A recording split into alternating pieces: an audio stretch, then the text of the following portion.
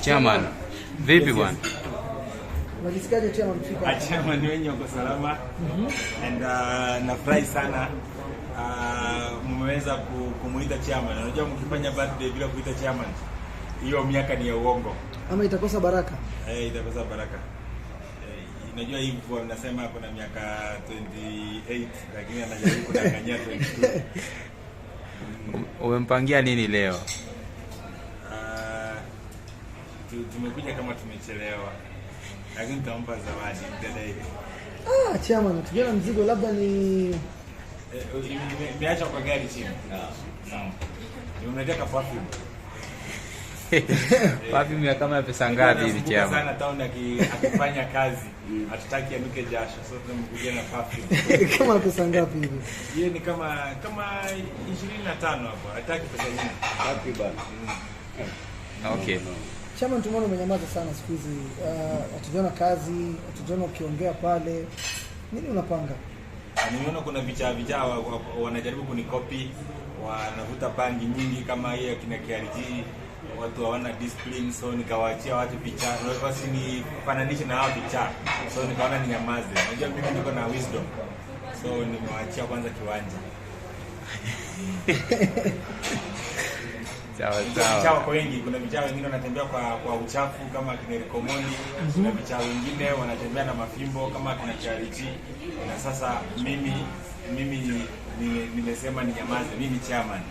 Wewe kama chairman, tumeona hivi majuzi Ezekiel Mutua aliweza kupatiwa position Music Corporate Society of Kenya.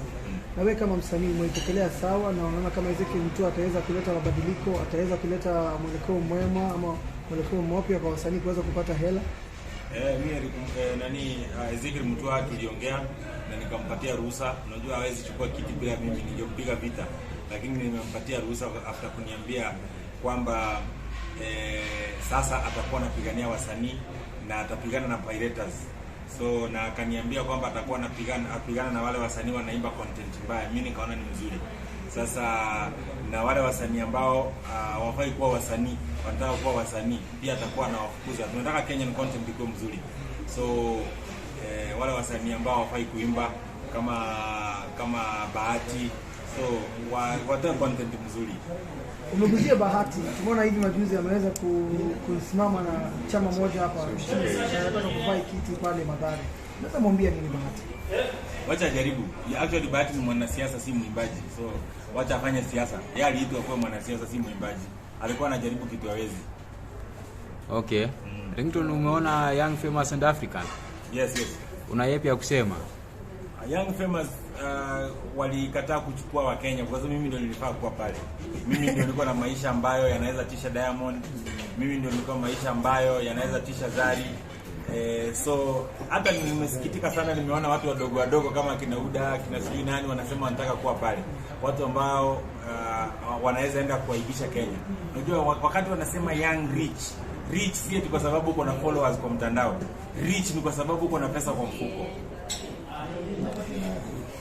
So haukupata fursa ya kuweza kuitwa kwa Young Rich and Famous. Una plan kuanzisha Kenyan Young and Famous?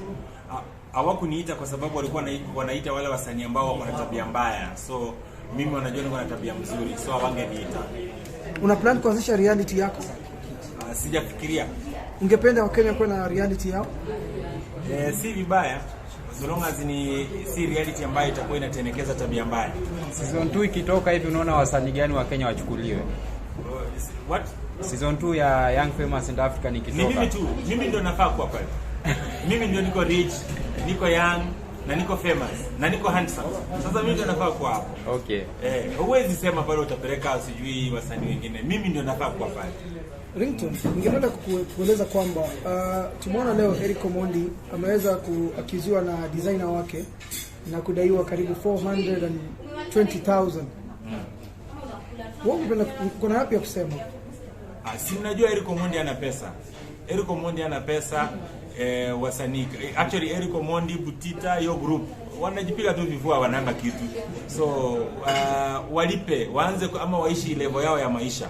Waache kujishindana na watu ambao wako na pesa. Uko tayari kumlipia Eric deni yake? Naweza mlipia nusu. naweza mlipia nusu.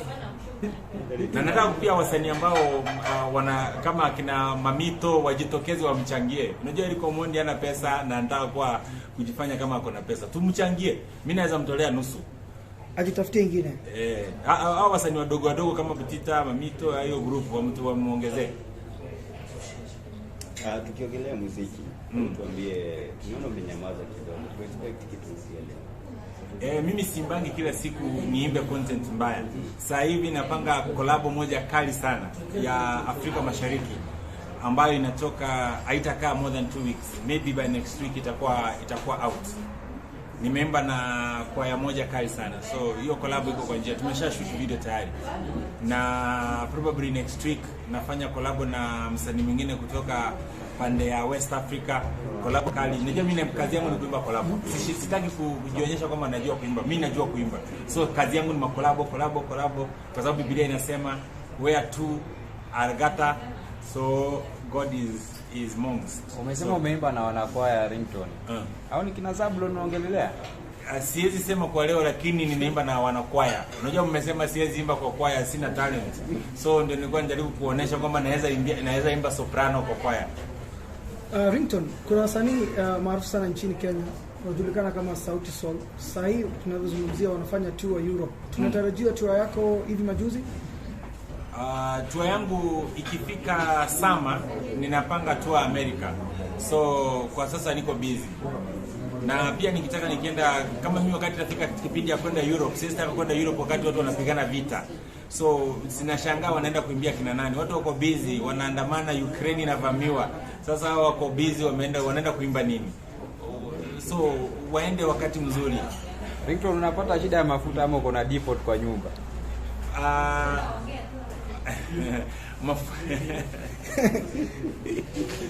Mna maneno bana. Mimi mafuta ni kuna gari yangu inatumia electricity. So mimi gari yangu ni umeme. Ni gari zangu ni za kisasa. Mimi situmii mafuta, gari yangu inatumia stima. Ringtone, maybe tukizungumzia magari zako, una magari kibao za kifahari za kipekee. Unaweza tueleza maybe maintenance yako ya gari yako kwa mwezi ni kama shilingi ngapi? Kwa magari zangu zote? Yes. Nadhani natumia kama milioni 2 ikienda milioni 3 kila mwezi. Maintenance peke yake. Sawa, basi kumalizia maybe kwa fans wako utawaambia nini? Message kwa hiyo pia. Nataka kumwambia Eve birthday na aache kudanganyia miaka. Yeye tunajua ni mzee na aache kujifanya mdogo. Mwili ndio mdogo, miaka ni mingi. Najua anatufundisha watu kama sisi wadogo tabia mbaya. Pia tuanze kudanganya miaka. Kama mimi miaka yangu naweka wazi, ili pia aanze kuweka miaka zake wazi. Hivi ni mzee, ya ukweli hivi ni kazee kabisa, kashosho, lakini ni vile kana smile mnafikiri ni kadogo. Sawa, pia tukimalizia hebu tuma ujumbe kwa Kibe. Mimi niko 26, mimi mbona 94. Simuguko, mimi miaka yangu nilizaliwa 94. Mimi ni mdogo sana. Ni vile tu unajua mimi ni mdogo, ni vile tu nilijidiscover mapema. Wengine wamekuja kujidiscover wakiwa wazee. So msinilaumu. Mimi nilijijua mapema. Mafanzo wanasema utumie Kibe ujumbe.